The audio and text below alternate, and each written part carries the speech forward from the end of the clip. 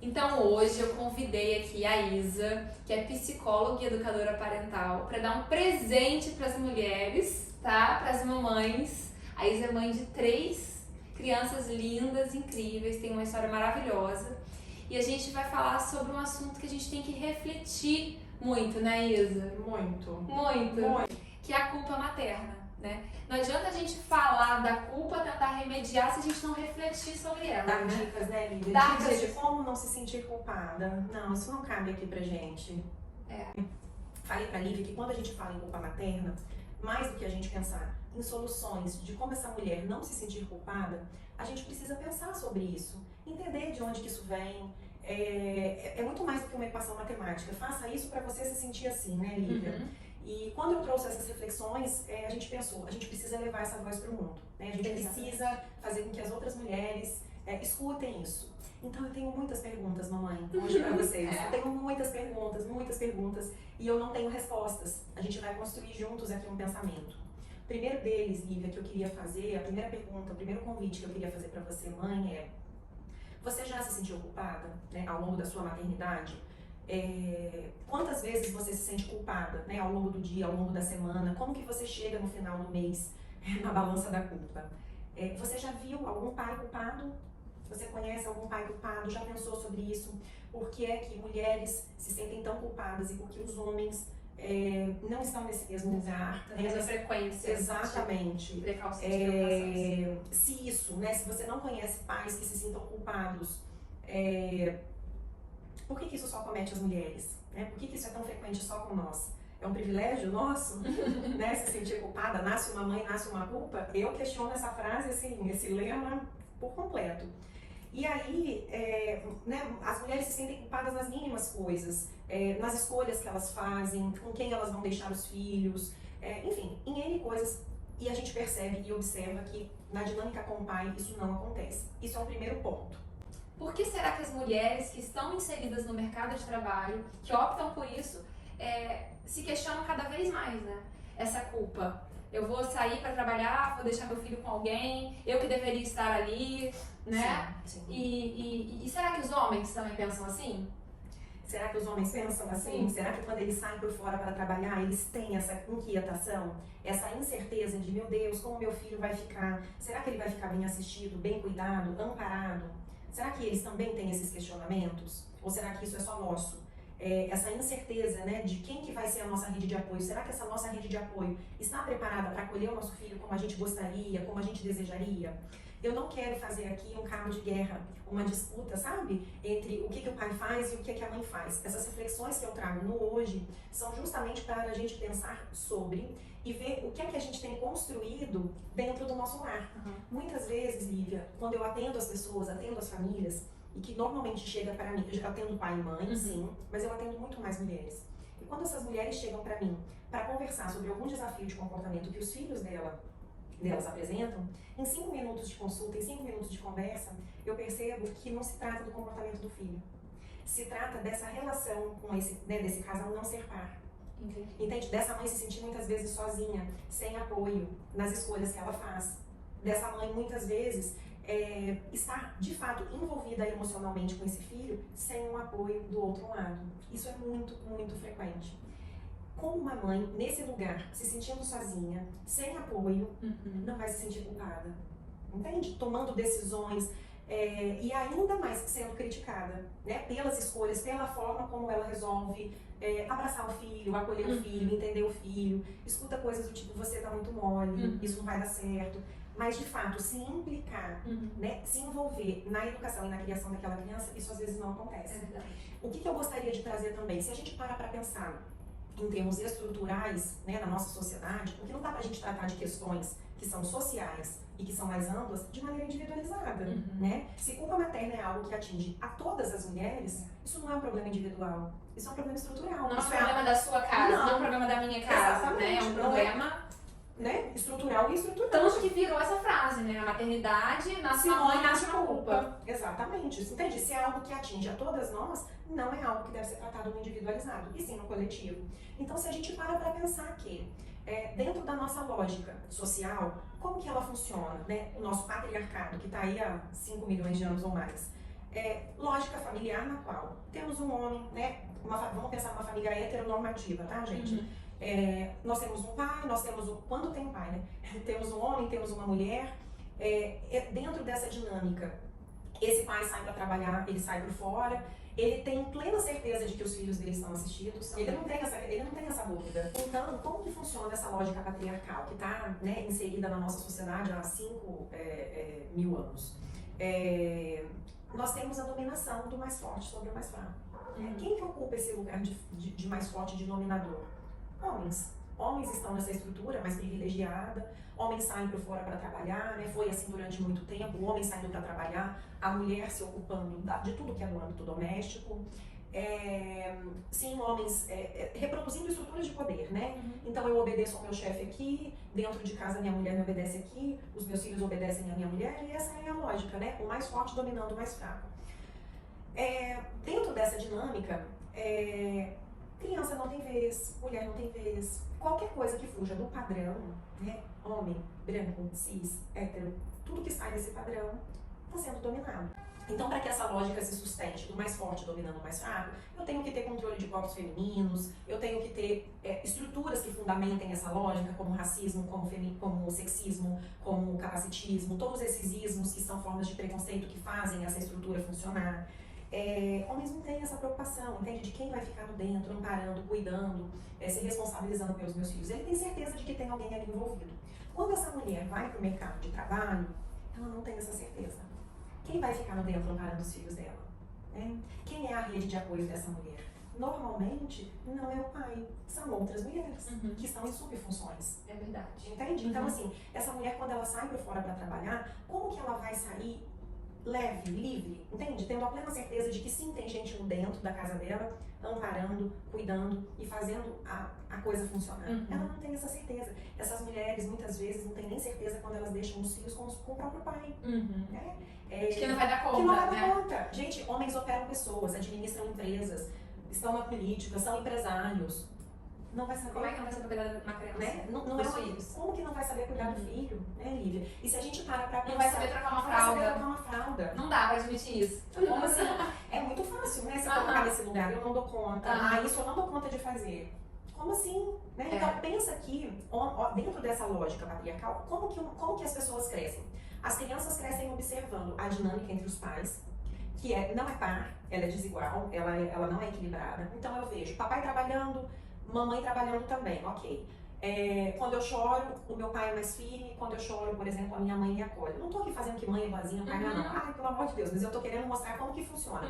Às vezes a mãe é mais envolvida afetivamente com aquela criança. A criança cresce vendo que o pai não sabe em que série ela tá, quanto ela calça, quais são as vacinas que tem que dar. Entende? Que é a hora da refeição, que é a hora da frutinha. Se a mãe não deixa, muitas vezes, tudo organizado e pronto, tem um problema ali. Tem uma lacuna ali, entende? Porque não temos pessoas envolvidas ali suprindo aquilo ali.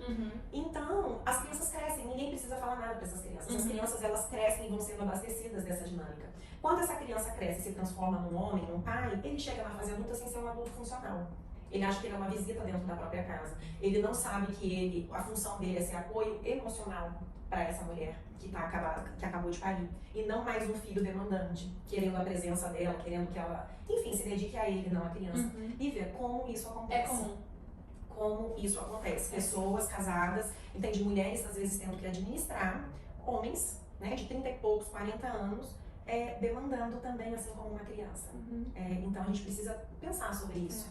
O quanto que isso ainda contribui para esse aumento da culpa materna. E aí eu acho super importante a gente falar do seu trabalho como educadora parental.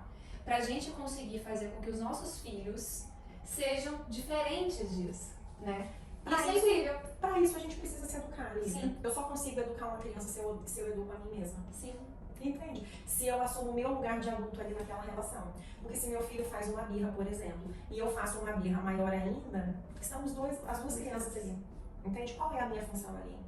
É ser margem, é amparar. É difícil pra caramba. Não tô dizendo que é fácil, entende? Difícil. Mas é ser o adulto da relação. Sim. Entende? Se meu filho quer ficar 10 horas na tela, por exemplo, eu vou permitir? Eu vou ser o adulto da relação e dizer, filho, eu sou responsável por você. Então eu preciso estabelecer esse limite. Entende? Então, a gente precisa, eu acho que, de alguma forma, olhar criticamente para as dinâmicas para situações nas quais a gente está inserido, porque a gente também contribui para aquela dinâmica acontecer. Então, assim, se eu sim, como que eu posso diminuir a minha culpa materna? Como que eu posso diminuir essa culpa em mim? Entende? Como que eu posso, enquanto adulta, enquanto agente responsável pela minha vida, fazer escolhas e que convidem, inclusive, meu parceiro, entende? A participar mais, a fazer mais coisas. É verdade. Super importante.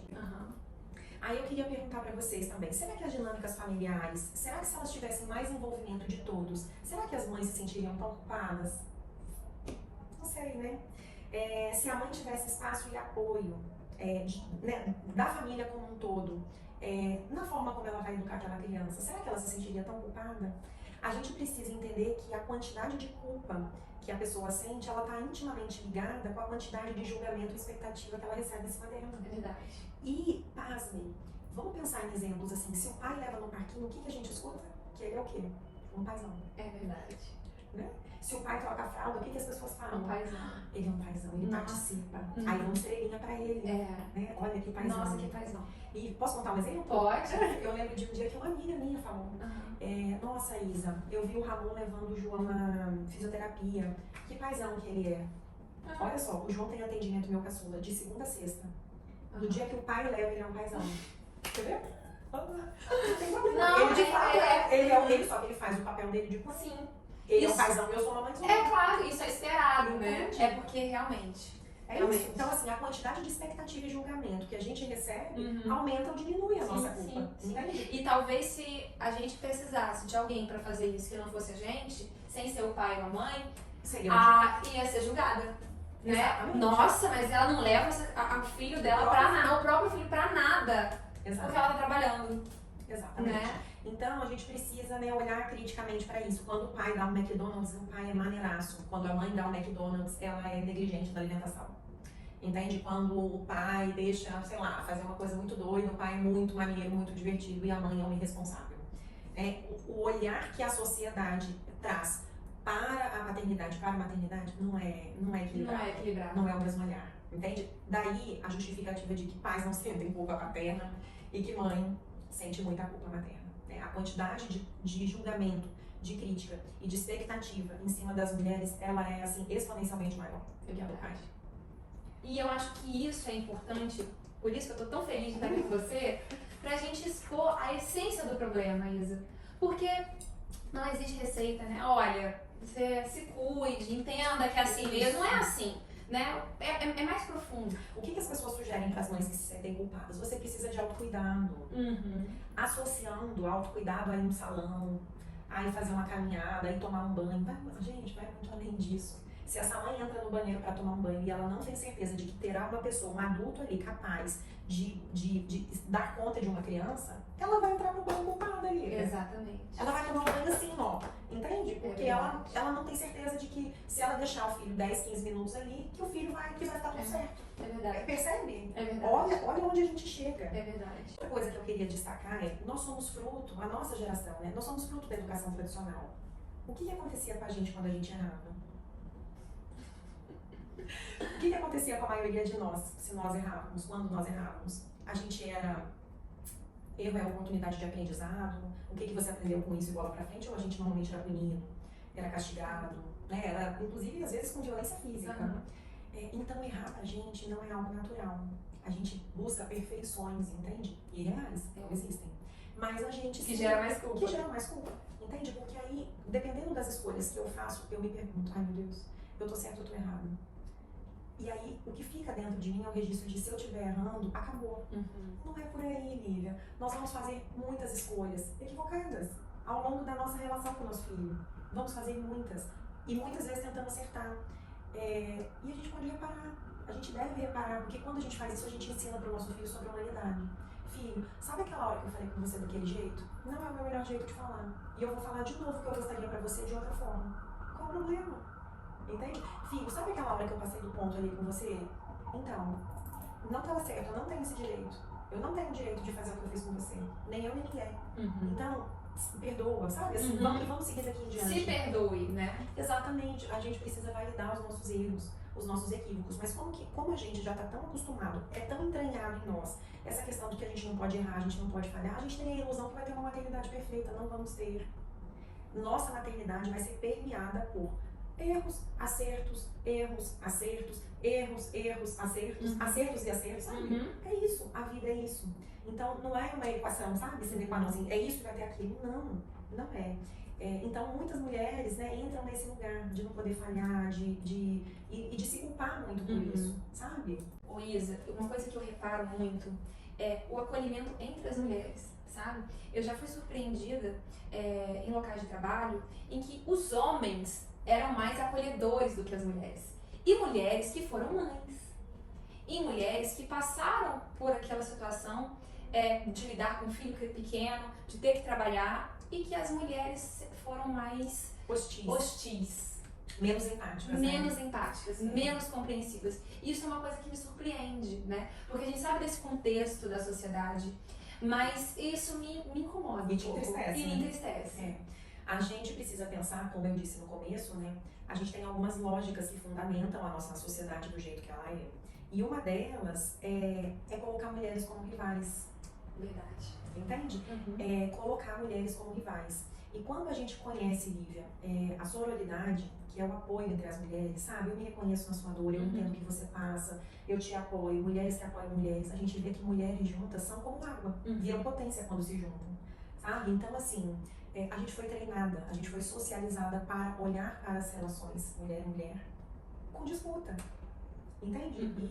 E não existe só esse caminho. Existe o caminho reverso, sabe? Existe o caminho de que sim, eu posso ser uma mulher que apoia a mulher. De uma mulher que diz pra outra, difícil pra caramba, né? Voltar pro mercado, difícil pra caramba voltar a trabalhar e deixar o filho. Como que eu posso te apoiar? O que é que eu posso fazer com você pra que fique mais leve? O que é que você gostaria que eu fizesse com você pra ficar mais leve pra você? Às vezes não precisa nada. Só escutar. Só escutar. Escutar sem julgar. Entende? A gente é treinado para julgar. A nossa comunicação é muito violenta, entende? A gente é acostumado a olhar para situações emitindo juízo de valor, emitindo julgamento, fazendo críticas, coisas que sim, muitas vezes a gente experimentou, entende? Então, por essa educação ser assim, a gente aprendeu a ser assim. A gente aprendeu a ser assim, Lívia, desde sempre. E se a gente aprendeu a ser assim, a gente pode desaprender. E sermos melhores. E sermos melhores. Eu brinco, eu falo que a gente não nasceu cadeira para morrer cadeira. Aquela síndrome de Gabriela, eu nasci assim, eu cresci assim, não. Entende? Eu tive isso, eu fui abastecida disso, isso me serve? Isso é bom pra mim? Só de você refletir sobre isso, você já tá evoluindo, na minha opinião. Exatamente. E fazer perguntas pro outro, Lívia. Ao invés da gente oferecer soluções pra essa mãe que se queixa, que precisou voltar pro mercado e que tá super insegura e que tá com uma dor dilacerante dentro dela por ter essa quebra, é dizer, eu tô do seu lado. Como que eu posso fazer esse processo ficar melhor pra você? Tem alguma coisa que eu possa te dizer? Que eu possa fazer? Que eu possa fazer. Pronto, sabe? Tem uma outra coisa que eu queria trazer aqui também, já que a gente está abordando o assunto do trabalho, de mulheres voltarem ao trabalho, que sim, mulheres também se realizam fora da maternidade. Tá tudo bem. Tá tudo bem. Está tudo bem. Porque se ela trabalha, é um problema que ela deixa os filhos. Se ela fica com os filhos, é um problema que ela não trabalha. Exatamente. Né? Então, o julgamento está sempre ali. Né? A gente nunca vai ser boa o suficiente, né, para a sociedade. Então tá tudo bem se essa mulher opta por trabalhar e aí, enfim, essa é a escolha dela e tá tudo certo. Existem as mulheres que preferem não voltar e que não se reconhecem mais na antiga profissão. Muitas mulheres entram em crise, sabe, depois da maternidade. A maternidade aflora muita coisa dentro dessa mulher. E aí, às vezes, ela não volta, às vezes ela não quer, às vezes ela perde o emprego, enfim. E aí ela fica em casa e resolve cuidar dos filhos. E eu vejo muitas mulheres nesse lugar, quando alguém pergunta, você trabalha, o que é que você faz, você estudou o que? Essa mulher diz, não, eu só cuido dos meus filhos, eu só cuido de casa. E eu quero convidar essas mulheres a pensarem sobre isso, por quê? Porque cuidar de casa é trabalho. Muito trabalho. Entende? Muito trabalho. Cuidado doméstico, cuidado dos filhos é um trabalho ininterrupto. Sim. E ele não é considerado trabalho porque ele não é monetizado. Entende? Ele não é um trabalho remunerado. Então, trabalho doméstico, trabalho com filho é trabalho não remunerado. Sim. Ininterrupto. 24 horas por dia. Tem gente que fala, quando eu trabalho, eu fico menos cansada do que quando eu fico em casa. Entende? Porque sim, é difícil se envolver emocionalmente com os filhos, é difícil a gente dar pra ele a presença que a gente, né, assim, que ele precisa. Se a gente foi uma criança que não teve isso tudo, a gente sim, muitas vezes vai encontrar algumas dificuldades nesse caminho. Então, eu convido vocês, mulheres, a se colocarem no lugar de prioridade, porque se vocês não fizerem isso por você, ninguém vai fazer. Então, sim, eu escolhi fazer o trabalho mais importante da minha vida, que é cuidar dos meus filhos. Isso é lindo. Entende? Então, é sobre isso, não tem certo e errado. Tem o que cabe para cada família, tem o que serve para cada lar. Então, eu convido você, mulher, a mudar a sua frase e a dizer, eu trabalho sim, cuidando dos meus filhos. E se alguém ainda falar alguma coisa, dizer, é uma pena que meu trabalho não seja remunerado. Porque é um trabalho muito importante. A gente precisa urgentemente mudar o nosso olhar, pensar criticamente sobre as coisas. A gente não foi ensinado, Lívia, a pensar criticamente. A gente foi acostumado a estar inserido dentro de situações, âmbito escolar, isso a educação tradicional faz, né? Âmbito doméstico, sem a gente poder questionar. A gente não podia questionar as ordens. É verdade. Entende? Você tem que fazer isso porque eu sou seu pai, porque eu sou sua mãe, porque eu tô mandando. Dentro da escola, eu mando você fazer isso, você tem que fazer aquilo. Se a criança faz até a página 2 do exercício, por que você fez? Eu não mandei você fazer. Então a gente desde sempre foi muito treinado e acostumado a se adaptar às situações e a obedecer. Então eu convido vocês a desobedecerem. A refletirem, pensarem sobre aquilo, ver como que eu contribuo para essa dinâmica acontecer dentro da minha casa, sabe? O que dá pra fazer de diferente? Como que eu posso conversar com o meu parceiro? O que você pode fazer, parceiro? Né, para contribuir, para ficar mais leve, para ficar mais igual. Né? Às vezes esse parceiro diz, mas eu trabalho fora e fico muito cansado. Sim, amor, você trabalha fora e eu trabalho dentro. Todos trabalhamos. Né? É verdade. Então, assim, a tarefa, a missão de educar crianças, de criar filhos, é de ambos. Entende? É dos dois. É do todo. Na verdade, seria também da família extensa, né? Todo mundo pode ali contribuir. E muitas vezes essa mulher se vê sozinha nesse lugar. E nesse lugar da sobrecarga, a culpa vai estar sempre ali. Porque ela nunca vai ser suficiente. Uma mãe nunca vai ser suficiente para todas as demandas dos filhos. Precisa de uma tribo envolvida. É verdade. Entende? Precisa de uma rede envolvida. Eu tenho certeza, Lívia, que mulheres que têm apoio, né? A gente precisa falar disso também, né? Mulheres que têm rede de apoio efetiva, saem de casa muito mais tranquilas. É verdade. Entende? Porque entregam aquela criança para aquela pessoa que faz a função maternante e tem a certeza de que meu filho vai estar amparado. E acho que não existe nada que pague essa tranquilidade. Graças a Deus, eu tenho o privilégio de conseguir sair de casa assim. Mas eu imagino que seja muito, muito difícil para muitas mulheres. Não é a realidade da maioria dos brasileiros, né, Lívia? Como verdade. você mesma disse, é um privilégio, sim, é um privilégio. E é uma pena que, né, a maioria da população não tenha essa possibilidade. Né? Assim, a gente precisa sempre falar disso também, né? De que mães nós estamos falando. Porque uma mãe que conseguiu estudar, que tem apoio, que tem suporte, que tem amparo, que tem rede, é mais fácil. É mais fácil, não tem nem comparação. Sim. Agora, uma mãe periférica, que precisa deixar um filho mais velho tomando conta do filho mais novo, entende? É outra realidade. É muito intenso, então, assim, a gente precisa ampliar o olhar, a gente precisa ter um olhar empático, a gente precisa aprender, resgatar essa empatia dentro de nós, sabe? Com certeza. A gente precisa ser mais generosa com a gente mesma, pra gente conseguir também ser mais generosa com o outro. Com certeza. Entende? Como que eu me tratei quando eu voltei a trabalhar. Com certeza. Entende? Como que você se tratou quando você voltou a trabalhar. Certamente isso impacta no quanto você acolhe a outra amiga que também vai passar por essa situação. Sim. E tem uma outra coisa, estendendo mais a nossa conversa, a amamentação também, né, Isa? Você tá amamentando? Não tá? Tipo, algumas perguntas, né, que às vezes elas agridem. Sim.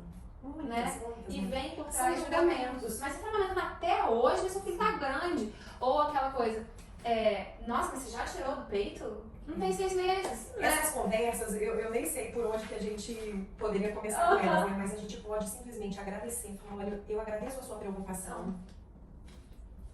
A melhor resposta. Gente, isso é uma dica, hein?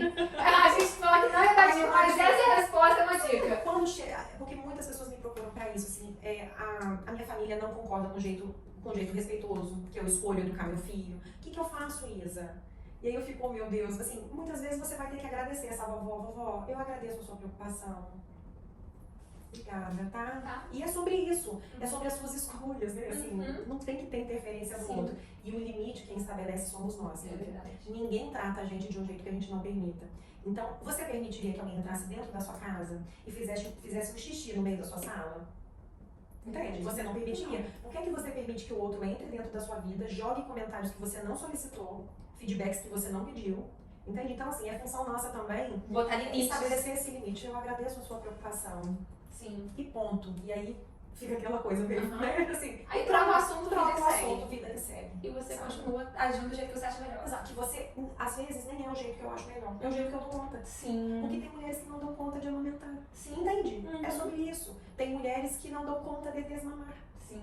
Entende? Verdade. É sobre isso. Então, assim, enfim, é isso. Eu espero que tenha ajudado. Eu espero que eu tenha feito perguntas incômodas para vocês, que eu tenha gerado. Por que eu gosto de falar sobre isso, Lívia? A mudança nasce do incômodo. Não existe mudança no mundo que não a partir de um incômodo. Incômodo é catalisador de mudança. Então, quando eu faço perguntas que são incômodas para você, eu espero que sim, você se incomode com essas perguntas e que a partir delas Você busque. você busque. Exatamente. É verdade. Tá É bom? verdade. E eu te agradeço. Muito obrigada por você estar aqui. Você é uma mulher incrível, te admiro Somos todas. muito. Somos Ela é todas. evoluída espiritualmente, Não gente. sou. Ela vai assim pra outro plano. Não vou. E aqui tem humanidade como em qualquer lugar. De verdade. Muita coisa pra aprender. Eu brinco que eu não tô. Eu não tô na minha última encarnação. Tá sim, eu acho que tá. Vamos, ó, pergunta pros meus filhos.